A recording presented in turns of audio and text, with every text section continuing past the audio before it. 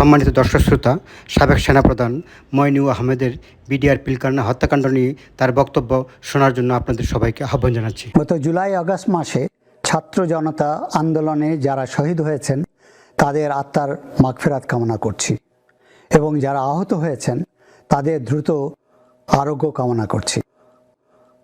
সদ্য বন্যায় যারা মৃত্যুবরণ করেছেন এবং ক্ষতিগ্রস্ত হয়েছেন তাদের জন্য প্রার্থনা করছি মহান আল্লাহ তাআলার কাছে। সরকার ছাত্র জনতা যেভাবে ক্ষতিগ্রস্তদের পাশে আসে দাঁড়িয়েছে তা অত্যন্ত প্রশংসনীয়। আমি নিশ্চিত অতি সত্বর ক্ষতিগ্রস্ত পরিবারবর্গ তারা নিজ বাড়িতে ফিরে যেতে পারবে এবং দৈনন্দিন কাজে ব্যস্ত হয়ে যাবে। 5ই আগস্ট স্বৈরাচার সরকারের পতনের পর বিডিআর বিদ্রোহে কিছু প্রত্যক্ষদর্শীগণ এবং পরিবারবর্গ তাদের অভিজ্ঞতা তুলে ধরেছেন। আমিও আমার ভূমিকা আপনাদেরকে জানাতে চাই। বিডিআর বিদ্রোহ দমনে সেনাবাহিনী তথা সেনাপ্রধানের ভূমিকা সম্বন্ধে অনেকের জানা নেই এবং তারা নেতিবাচক ধারণা পোষণ করছেন। বিডিআর হত্যাকাণ্ডের উপর একটি বই আমি লিখেছি যা সহসাই প্রকাশ করা হবে। বিদ্রোহের 15 বছর ধরে আমরা শুধু বিগত সরকারেরই কথা শুনে গেছি এবং প্রকৃত ঘটনা অনেক কিছুই আমাদের জানা নেই এবং জনগণও জানতে পারিনি। সরকার এ ব্যাপারে একটি তদন্ত আদালত গঠন করে এবং সেনাবাহিনীও একটি তদন্ত আদালত গঠন করে। যখন আমি সেনাবাহিনীর পক্ষ থেকে আদেশ দিয়েছি তদন্ত আদালতের, তখন আমাকে বলা হলো যে সরকার যখন তদন্ত আদালত করছে তখন আবার সেনাবাহিনীর পক্ষ থেকে এই আদালতের প্রয়োজনটা কি? প্রতিউত্তরে আমি বললাম, একই ঘটনায় বিভিন্ন পর্যায়ে তদন্ত আদালত হতে পারে। যদি একটা ব্যাটালিয়নে কোনো ঘটনা ঘটে, ব্যাটালিয়ন কমান্ডার তদন্ত আদালত করবেন, ব্রিগেড কমান্ডার করবেন, প্রয়োজন হলে ডিপ কমান্ডারও করতে পারেন। তদ্রূপ আমিও আমার 57 জন অফিসার হারিয়েছি। আমি মনে করি আমার দায়িত্ব, আমার জানার প্রয়োজন আছে, পুরো সেনাবাহিনী জানার প্রয়োজন আছে কেন তাদেরকে হত্যা করা হলো এবং এই হত্যা করার কারণ আমাকে বের করতে হবে। এরপরে তেমন কোনো কিছু আর উচ্চবাচ্য সরকার থেকে আসেনি। তবে এই তদন্ত আদালত করতে যেসব জিনিস প্রয়োজন তা সেভাবে সরকার থেকে আমরা সাহায্য পাইনি। তদন্ত আদালতের নেতৃত্ব দিয়েছেন লেফটেন্যান্ট জেনারেল জাহাঙ্গীর আলম চৌধুরী এবং তার সাথে অন্যান্য মেম্বাররা ছিলেন। ওনাকে যে টার্মস অফ রেফারেন্স দেওয়া হয়েছে তিনি তা সম্পন্ন করতে পারেননি। কারণ হলো যারা এর সাথে জড়িত ছিল তারা মোস্টলি জেলে ছিল, তাদেরকে সম্মুখে আনা সম্ভব হয়নি, তাদেরকে প্রশ্ন করা সম্ভব হয়নি এবং যারা বিভিন্ন আলোচনায় এদের সাথে যুক্ত ছিল তাদেরও স্টেটমেন্ট নেওয়া সম্ভব হয়নি। সেই জন্য উনি টার্মস অফ রেফারেন্স অনুযায়ী ওনার দায়িত্ব পালন করতে সক্ষম হননি। সেনাবাহিনীর তদন্ত চলাকালীন জেনারেল জাহাঙ্গীর কয়েকবার আমার কাছে এসেছেন এবং ওনার প্রবলেমগুলো তুলে ধরেছেন। হাওয়েভার আমি নিশ্চিত যে উনি এখন স্বরাষ্ট্রমন্ত্রী হয়ে এই তদন্ত আদালত প্রয়োজন হলে পুনর্গঠিত করে সম্পূর্ণ তথ্য বের করে এবং কারা এর সাথে জড়িত দেশে এবং বাহিরে তার নির্ণয় সক্ষম হবেন। আপনাদেরকে জানাতে চাই যে এই নতুন সরকার যখন গঠন হয় তখনই আমি জেনারেল জাহাঙ্গীরকে টেলিফোন করি এবং ওনাকে রিকোয়েস্ট করি যাতে উনি এই তদন্ত আদালতের ব্যাপারে ব্যবস্থা নেন এবং জনগণ জানুক কারা এর সাথে জড়িত এবং কেন নিরপরাধ 57 জন অফিসারকে খুন করা হলো। কি ঘটেছিল সেদিন পিলখানায়, কারা এর সাথে জড়িত ছিল, কেন 57 জন অফিসার সহ মোট 74 জন অফিসারকে হত্যা করা হলো, সেনাবাহিনীর ভূমিকা কি ছিল তা আমি সংক্ষেপে বর্ণনা করছি। 25শে ফেব্রুয়ারি সকাল 7:30টায় সেনা সদরে প্রতিদিনের মতো তার কাজ শুরু করে। কর্মসূচিতে সেদিন একটি গুরুত্বপূর্ণ মিটিং ছিল, সেটা হলো জিএসপিসি মিটিং। এই মিটিংয়ের মাধ্যমে সেনাবাহিনী সিদ্ধান্ত নেয় নেক্সট ইয়ারে কি কি জিনিস প্রকিউর করবে। এই এই সভার সভাপতি সেনাপ্রধান এবং মেম্বার্সরা হলেন সেনাবাহিনীর পিএসওসগণ, নির্ধারিত ডাইরেক্টর এবং রেলেভেন্ট সিনিয়র অফিসার্স। সেদিন সকাল থেকেই আমি এই জিএসপিসি মিটিং অ্যাটেন্ড করার প্রস্তুতি নিচ্ছিলাম।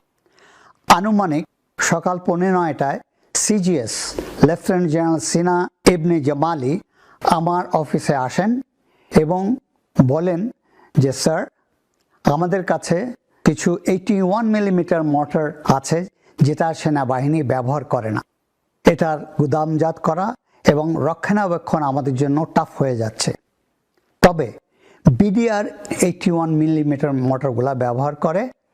আপনি যদি ডিজি বিডিআরের সাথে কথা বলেন তাহলে তারা যদি হেড ট্রান্সফার করে নিয়ে যায় আমাদের অনেক উপকার হবে।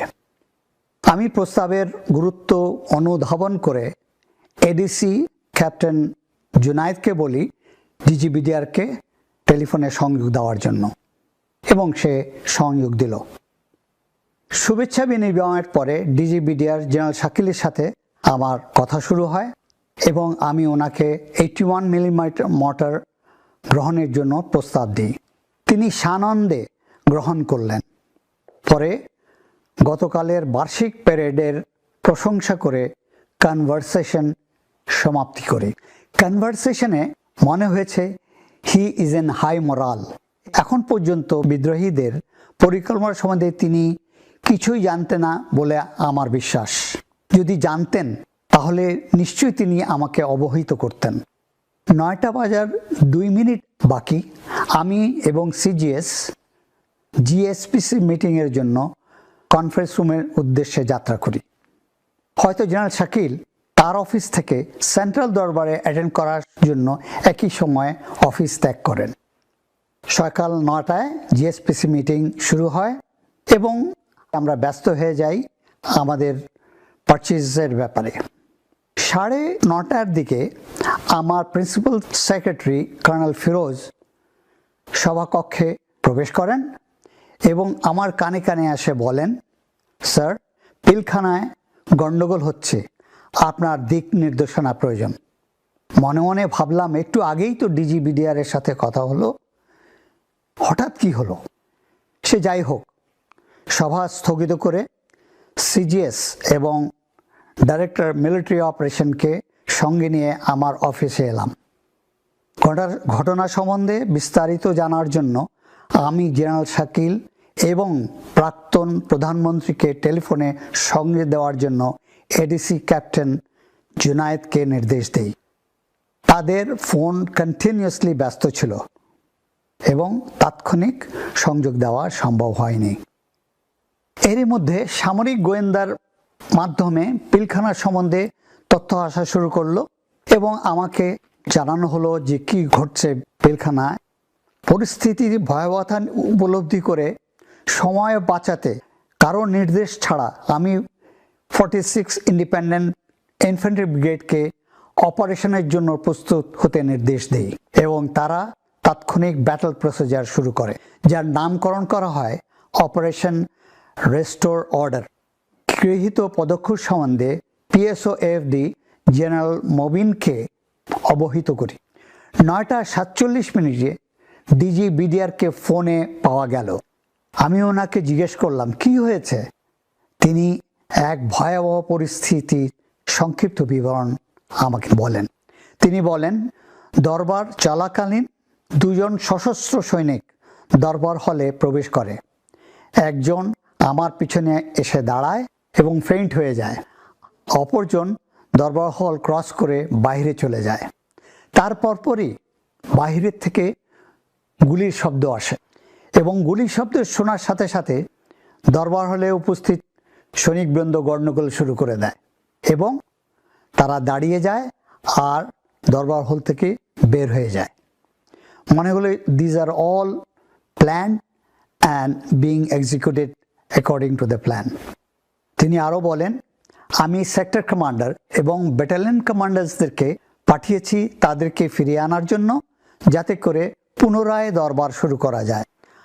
তিনি আশা করেন যে সহসাই দরবার শুরু করতে পারবেন। আমি তাকে জানাই যে পরিস্থিতি মোকাবেলা করার জন্য 46 ইন্ডিপেন্ডেন্ট ইনফ্যান্ট্রি ব্রিগেডকে প্রস্তুত হওয়ার জন্য আদেশ দিয়েছি এবং সহসাই তারা পিলখানার উদ্দেশ্যে যাত্রা করবে। অনেকে মনে করেন যে ডিজি বিডিআর সাহায্যের জন্য আমাকে টেলিফোন করেছেন। এটা সত্য নয়। আমি ডিজি বিডিআরকে ফোন করি এবং আমরা কি ব্যবস্থা নিচ্ছি তা ওনাকে জানিয়ে দেই। তিনি আমাকে ফোন করেননি। 9:54 আমি সাবেক প্রধানমন্ত্রীকে মোবাইল টেলিফোনে পেলাম। এর মধ্যে বিডিআর বিদ্রোহ সম্বন্ধে তিনি অনেক তথ্য পেয়ে গিয়েছিলেন। আমি 46 ব্রিগেডকে যে অপারেশনের জন্য প্রস্তুত হতে বলেছি তা ওনাকে জানাই এবং তিনি জানতে ছিলেন কতক্ষণ সময় লাগবে এই ব্রিগেডকে তৈরি করতে। আমি বললাম যে সাধারণত 6 ঘন্টা লাগে, বাট তাড়াতাড়ি করে আমরা 2 ঘন্টায় করতে পারি। আমি অলরেডি কমান্ডার 46 ব্রিগেডকে বলেছি যত তাড়াতাড়ি পারে তারা যেন প্রস্তুত হয়। আমি ওনার থেকে এই ব্রিগেডটাকে পিলখানা যাত্রা শুরু করার জন্য আদেশ ছিলাম। উনি ওই আদেশ দিলেন। আদেশ পাওয়ার পূর্বে ব্রিগেডটি নর্মাল ট্রেনিং অ্যাক্টিভিটিসে ব্যস্ত ছিল। অস্ত্র কোথে, গোলাবারুদ ম্যাগাজিনে, সামরিক যানবাহন গ্যারাজে, ওয়্যারলেস সেট এবং অন্যান্য সরঞ্জামাদি স্টোরে, এসব একত্রিত করে কমান্ড স্ট্রাকচার প্রস্তুত করতে সময়ের প্রয়োজন। তবে 46 ব্রিগেড 1 ঘন্টার মধ্যে তৈরি হয়ে যাত্রা শুরু করে। এসব সম্ভব হয়েছে ব্রিগেডিয়ার জেনারেল হাকিম, কমান্ডার 46 ব্রিগেড এবং ইউনিট অধিনায়কদের বলিষ্ঠ নেতৃত্বের জন্য। ব্রিগেড কমান্ডারের নেতৃত্বে 10 জন অফিসার এবং 655 জন সৈনিক নিয়ে উনি পিলখানার উদ্দেশ্যে যাত্রা করেন। সকাল 10:30টায় ব্রিগেডের অগ্রভাগ দল জাহাঙ্গীর গেট ক্রস করে। এত কম সময়ে প্রস্তুত হয়ে যাত্রা শুরু করা হয়েছিল তা একটা বিরল কৃতিত্বের উদাহরণ। এরই মধ্যে বিদ্রোহীরা বিডিআর গেটগুলির চতুর্পাশে heavy machine gun, mortars, recoilless rifle, rocket launcher, অন্যান্য অস্ত্র মোতায়েন করে যে কোনো আক্রমণ প্রতিহত করার জন্য প্রস্তুতি নিয়ে নেয়। বেলা 11টায় 46-এর প্রথম গাড়িটি মেইন গেটের কাছাকাছি পৌঁছায়। বিদ্রোহীরা টের পেয়ে একটি পিকআপকে লক্ষ্য করে রকেট ফায়ার করে। রকেটটি পিকআপকে হিট করে। ড্রাইভার জাহির ঘটনাস্থলেই মৃত্যুবরণ করে এবং সেকেন্ড সিটার গুরুতর আহত হয়। এখানে আমি একটা জিনিস বলতে চাই, সেটা হলো 10:35 দিকে আমি আবার এডিসিকে বলি যে লেটেস্ট ইনফরমেশন পাওয়ার জন্য তুমি আবার ডিজি বিডিআরকে আমাকে টেলিফোনে সংযোগ দাও, এবং সে কন্টিনিউয়াসলি চেষ্টা করলো অনেকক্ষণ ধরে, কিন্তু ডিজি বিডিআরকে আর সংযোগ দেওয়া সম্ভব হলো না।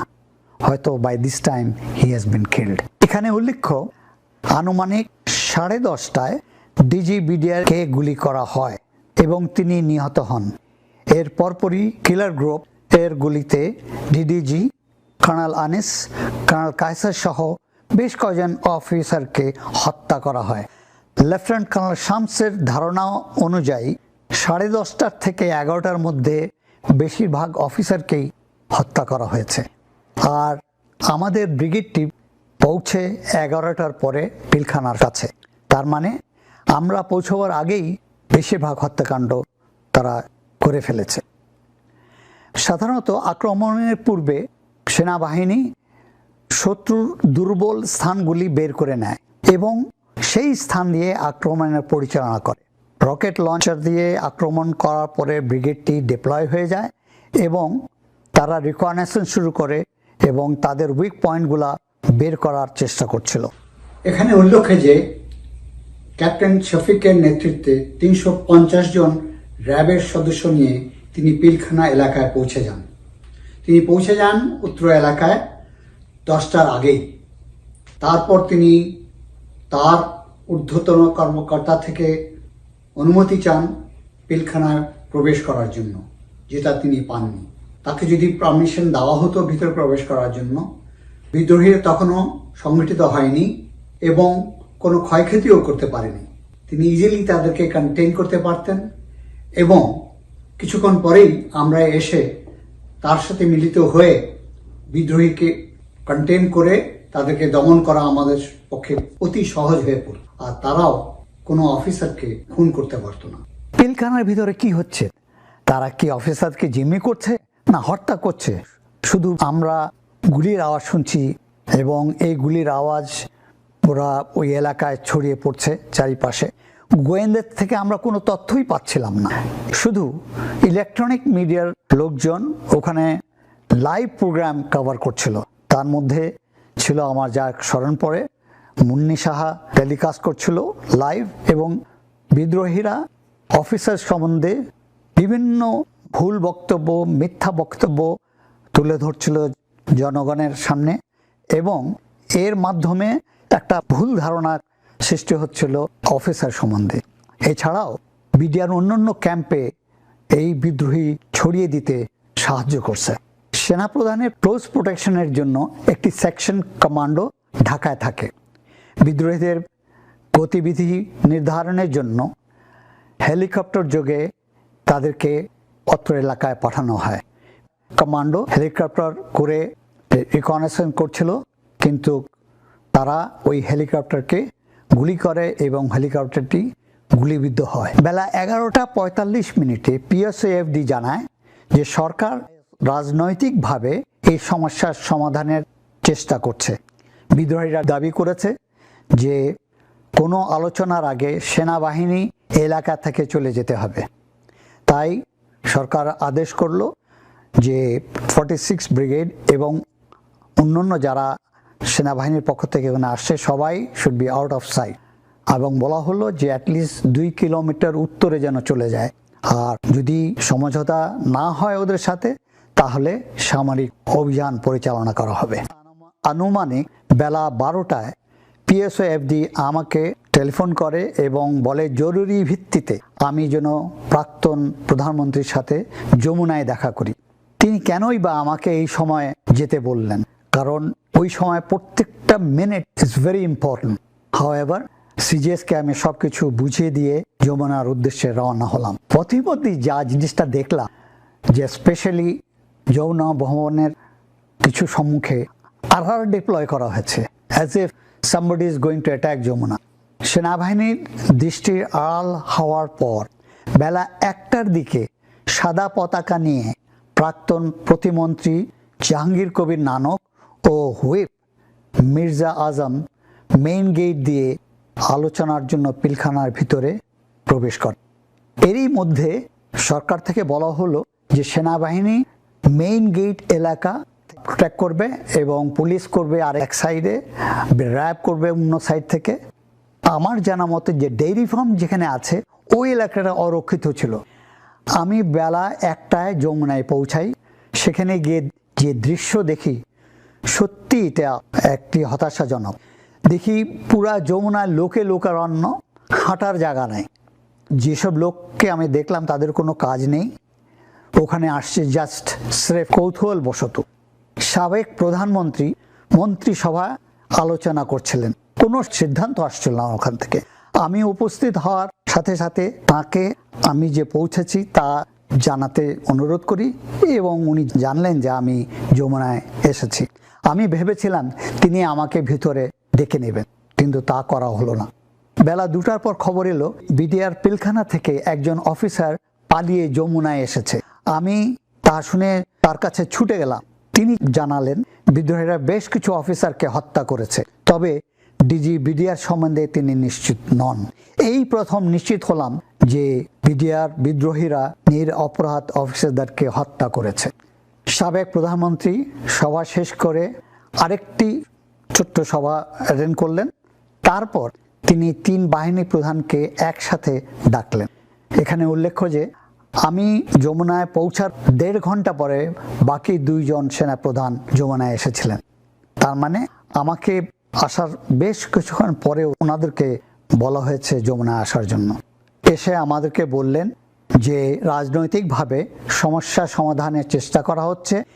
কিছুক্ষণের মধ্যেই জনাব নানক, মির্জা আজম এবং তাপস বিদ্রোহীদের একটি ডেলিগেশন নিয়ে যমুনায় আসছে এবং তারা চাচ্ছে সাধারণ ক্ষমা।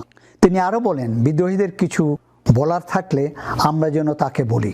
আমি প্রাক্তন প্রধানমন্ত্রীকে বলি, অপারেশন রেস্টোর অর্ডার পরিচালনার শুরুতেই আমাদের একজন সৈনিককে নিহত হতে হয়েছে এবং একজন গুরুতর আহত হয়েছে।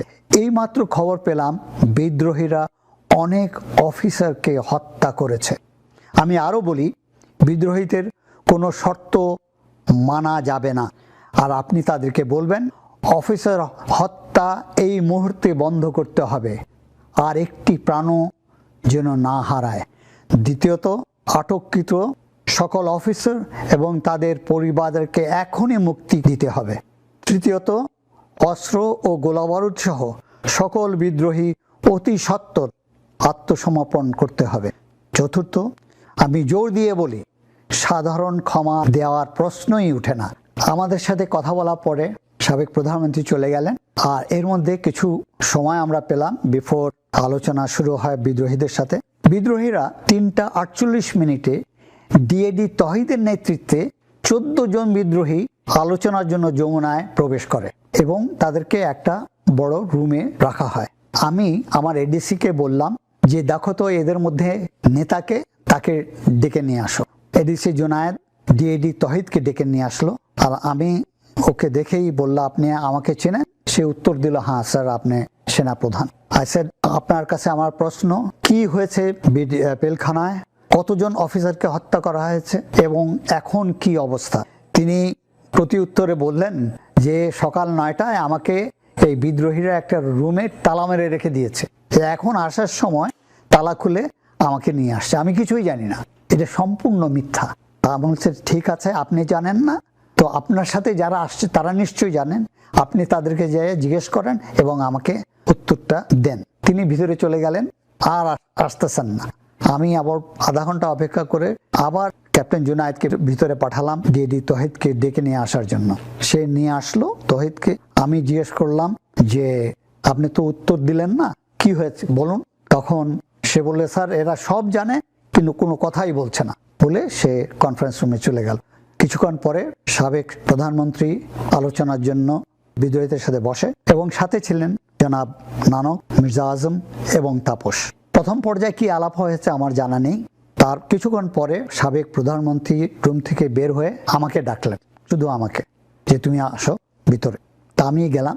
ওখানে যায় দেখি যে এই 14 জন লোক সব নিচে তাকায় আছে, আর শুষ্ক চুল, কাপড়ের অবস্থা খুবই খারাপ এবং মনে হয় যে রাস্তার বখাটে ছেলে।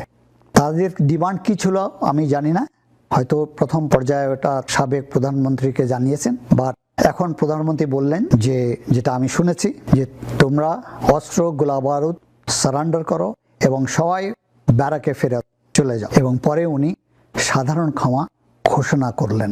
আলোচনার শেষে জনাব নানক অপেক্ষামান সাংবাদিকদেরকে জানালো আলোচনার সারাংশ এবং এটাও বললেন যে প্রধানমন্ত্রী এই বিদ্রোহীদেরকে সাধারণ ক্ষমা ঘোষণা করেছেন এবং তারা বলেছে তারা এখন আত্মসমর্পণ করবে এবং ব্যারাকে ফেরত যাবে।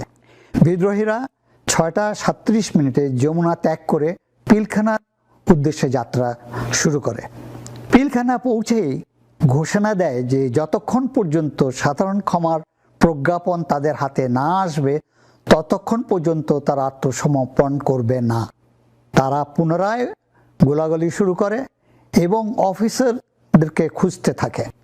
রাত 12টায় স্বরাষ্ট্রমন্ত্রী সাহারা খাতুন, আইন প্রতিমন্ত্রী জনাব তাপস ও আইজিপি পিলখানায় বিদ্রোহীদের সাথে আলোচনার জন্য যান এবং তাদের সাথে বসেন। এক পর্যায়ে বিদ্রোহীরা কিছু অস্ত্র সমর্পণ করে এবং 8টি পরিবারকে মুক্তি দেয়। তার মধ্যে শুধু 3টি পরিবার ছিল সেনাবাহিনীর অফিসারদের পরিবার এবং 5টি ছিল ডিএডি ফ্যামিলিজ। স্বরাষ্ট্রমন্ত্রী সাহারা খাতুন জানতেন যে অফিসার্স এবং ফ্যামিলিদেরকে কোয়ার্টার গার্ডে বন্দি করে রাখা হয়েছে, কিন্তু তিনি তাদের মুক্তির ব্যাপারে কোনো উদ্যোগ নেননি এবং তাদের সম্বন্ধে খোঁজ খবরও নেননি। তিনি বের হয়ে ওই 8টি পরিবারকে নিয়ে পিলখানা থেকে বের হয়ে আসেন। এখানে উল্লেখ করতে চাই যে সকালে থেকেই যখন কিছু পরিবারদেরকে নিয়ে কোয়ার্টার গার্ডে রেখেছিল। কোয়ার্টার গার্ডের রুমগুলো খুবই ছোট, পরিবার, বাচ্চা, তারপর কারো কারো পিতামাতা এবং সার্ভেন্টস, মেড সার্ভেন্টস একটা রুমে গাদাগাদি করে রেখেছিল। খাদ্য নাই, পানি নাই, কি যে কষ্ট এটা আমরা নিশ্চয়ই উপলব্ধি করতে পারি। এবং কতক্ষণ পরপরই থ্রেট দিচ্ছিল, যদি সেনাবাহিনী ভিতরে আসে বা আক্রমণ করে তাহলে প্রত্যেককেই হত্যা করা হবে। এই থ্রেটটা ছাড়া প্রথম থেকেই দিয়ে আসতেছিল। এবং এই খবরটা আমার ওয়াইফকেও কিছু অফিসার লেডিস যারা বাইরে ছিল তারা ফোন করে জানিয়েছে। 26শে ফেব্রুয়ারি সকাল থেকেই বিদ্রোহীরা পুনরায় গোলাগুলি শুরু করে এবং বেঁচে যাওয়া অফিসারদেরকে যারা লুকিয়ে ছিল বিভিন্নখানে খুঁজতে থাকে।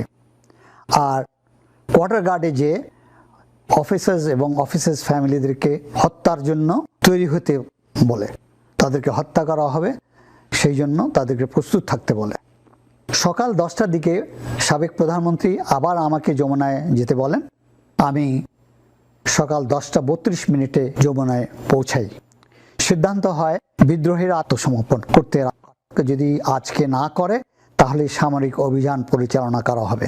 আমি ওনার থেকে পারমিশন নিলাম যে এই পরিচালনার জন্য আমি ট্যাঙ্ক আনতে চাই সাভার থেকে। উনি আমাকে এই অনুমতি দিলেন। আমি অতি সত্বর আদেশ দিয়ে দিলাম ট্যাঙ্ক মুভ করার জন্য সাভার থেকে। আর এখানে বলা বাহুল্য 25 তারিখেই আমি এপিসি যেগুলো ছিল স্টোরে, আমাদের guns, ammunition and APC itself, এগুলা বিভিন্ন স্টোরে ছিল, ওগুলাকে একত্রিত করে, এবং ড্রাইভার ছিল না, ড্রাইভার বিভিন্ন ফরমেশন থেকে এনে জড়ো করে 25 তারিখে রেডি করে রেখেছিলাম। ট্যাঙ্ক, এপিসি এবং 46 ব্রিগেড, এডি ব্রিগেড থেকে জনবল নিয়ে পুরোপুরি আমরা প্রস্তুতি নেই যে আমরা অপারেশন চালাবো, এবং এটা নামকরণ করা হলো অপারেশন রেস্টোর অর্ডার 2। আমাদের এই প্রস্তুতি দেখে এবং ট্যাঙ্ক আসতে শুনে বিদ্রোহীরা উঠে পড়ে লাগলো যে তারা সম্পূর্ণভাবে আত্মসমর্পণ করতে প্রস্তুত এবং কোনো শর্ত ছাড়া। এর মধ্যে প্রাক্তন প্রধানমন্ত্রী 2:18 জাতির উদ্দেশ্যে ভাষণ দিলেন। বিদ্রোহীদেরকে আত্মসমর্পণ করার সময় সীমা বেঁধে দিলেন, যেটা আমি ওনাকে সাজেস্ট করেছি। সেনাবাহিনী আক্রমণ প্রস্তুতি দেখে সাভার থেকে ট্যাঙ্ক আসছে শুনে বিদ্রোহীরা আলোচনা করতে অতি আগ্রহী হয়ে পড়ে। 4:48 আমাকে বলা হয় বিদ্রোহীরা কোনো শর্ত ছাড়াই সম্পূর্ণভাবে আত্মসমর্পণ করতে রাজি হয়েছে, এবং কিছুক্ষণ পরেই সব গেটে তারা সাদা পতাকা উত্তোলন করে। রাত 8টায় স্বরাষ্ট্রমন্ত্রীর নেতৃত্বে একটি দল পিলখানার ভিতরে প্রবেশ করে এবং বিদ্রোহীরা কোনো শর্ত ছাড়াই আত্মসমর্পণ করে। এরই সাথে শেষ হলো 33 ঘন্টার বিডিআর বিদ্রোহ। প্রাণ হারালো 57 জন অফিসার, যারা সেনাবাহিনীর মেরুদণ্ড ছিল, এবং সাথে আরও কিছু সিভিলিয়ান, টোটাল 74 জন প্রাণ হারালো। পরিশেষে আমি আশা করব একটি সুষ্ঠু তদন্তের মাধ্যমে প্রকৃত তথ্য বের করে যারা এখনও দোষী চিহ্নিত হয়নি এবং এর সাথে জড়িত ছিল তাদেরকে আইনের আওতায় এনে সঠিক বিচার করা হোক।